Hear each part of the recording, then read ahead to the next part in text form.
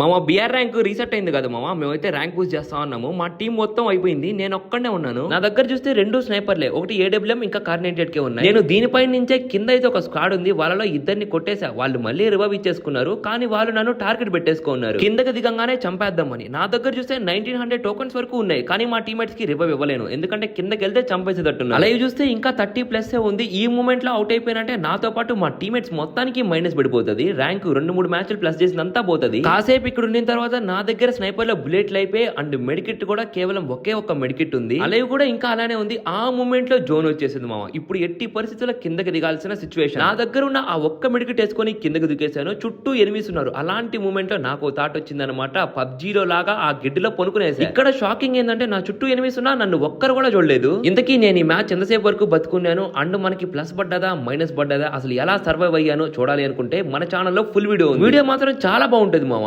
ఎందుకంటే అలైవ్ 45 ఉన్నప్పుడు మా టీమ్ లో ముగ్గురు అవుట్ అయిపోయారు. నేను ఒక్కడే అలైవ్ 45 నుంచి ఇంకా టాప్ వరకు తీసుకొచ్చాను. అండ్ నేను ఆ మ్యాచ్ బుయా కొట్టానా లేదా తెలుసుకోవాలి అనుకుంటే ఫుల్ వీడియో చూడండి మామ. లెఫ్ట్ సైడ్ లో ప్లే బటన్ ఉంటుంది, దాన్ని క్లిక్ చేసిన వచ్చేస్తుంది, ఆర్ఎల్స్ మన ఛానల్ ఓపెన్ చేసిన ఫస్ట్ అదే ఉంటది. అండ్ మామ, మీరు మన ఛానల్ ఇదే ఫస్ట్ టైం చూసినట్లయితే ఇప్పుడే ఈ షార్ట్ వీడియోకి లైక్ చేసి మన ఛానల్ ని సబ్స్క్రైబ్ చేసుకోండి.